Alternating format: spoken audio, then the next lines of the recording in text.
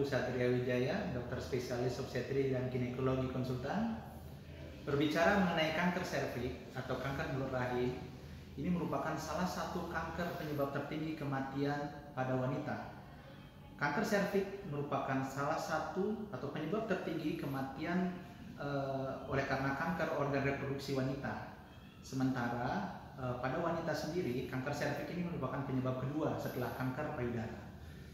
Perlu ibu-ibu ketahui bahwa kanker serviks ini di Indonesia terdapat kematian 1 orang wanita per 2 jam. Sementara secara Asia Pasifik terdapat 4 kematian ibu oleh karena kanker serviks dalam jangka waktu 4 menit. Sementara secara global terdapat 1 kematian wanita dalam 2 menit. Kebayang bagaimana besarnya pengaruh dari kanker serviks ini. Kanker serviks ini bukan merupakan penyakit keturunan. Saya tegaskan itu lagi, bukan penyakit keturunan, tapi penyakit yang disebabkan oleh virus, yaitu human papillomavirus atau yang kita kenal dengan HPV virus, terutama yang tipe 16 dan 18. Kanker serviks ini banyak datang pada usia-usia produktif, yaitu usia 35 sampai 50 tahun.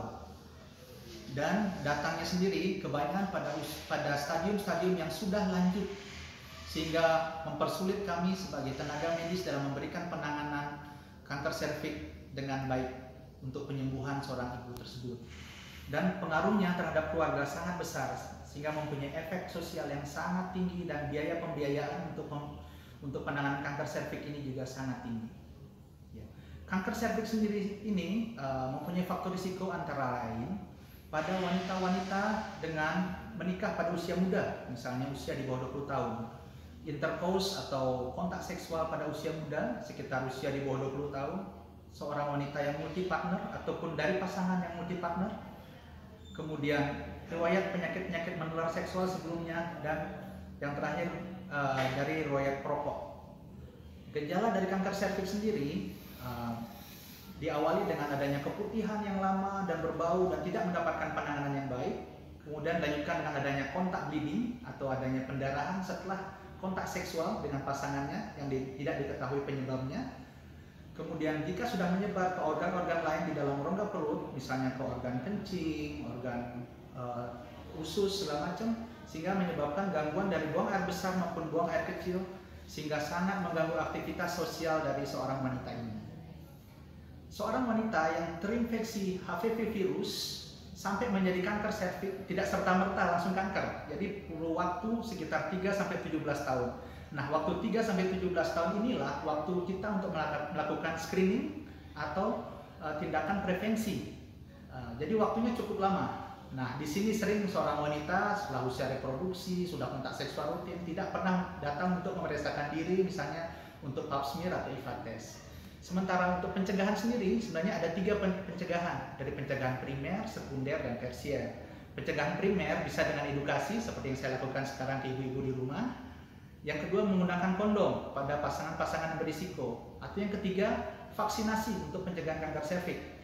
Vaksinasi yang sudah terkenal luas di negara kita ini ada 2 tipe vaksin, yaitu bivalen dan quadrivalen. Nanti silakan diskusikan dengan petugas kesehatan terdekat dengan rumah ibu-ibu. Untuk pencegahan sekunder bisa kita lakukan dengan pap smear dan IVA test. Sementara untuk pencegahan tersier biasanya kita berikan perawatan pada ibu-ibu yang sudah terkena kanker serviks tergantung pada stadium pada saat kita temui. Nah, berbicara mengenai IVA test atau pencegahan sekunder, ada pap smear dan IVA test. Visual asam asetat ini sangat disarankan di negara-negara berkembang dan negara-negara kepulauan seperti di negara kita Indonesia. Kenapa disarankan? Pertama, mudah dilakukan. Mudah, bisa dilakukan oleh bidan, bisa dilakukan oleh dokter umum atau dokter spesialis, bisa dilakukan di bidan praktek swasta, dokter praktek swasta, maupun di puskesmas maupun di rumah sakit, dan hasilnya cepat diketahui. Ya, mudah, cepat, dan murah. Ya, cepat diketahui atau setelah dioleskan asam asetat di mulut rahim, kemudian kita lihat ada tidaknya perubahan warna di mulut rahim tersebut. Jika terjadi perubahan warna, kita menduga ini kemungkinan mengarah ke prekanker atau ke arah kanker nantinya.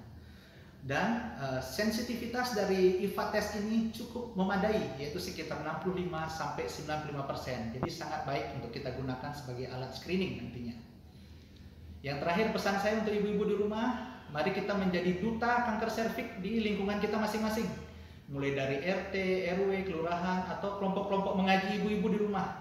Mari kita menjadi duta kanker serviks, ajak ibu-ibu di rumah yang dekat rumah ibu yang sudah menikah, sudah seksual aktif, sudah punya keturunan untuk melakukan pemeriksaan ke fasilitas kesehatan terdekat, bisa melalui pap smear atau IVA test.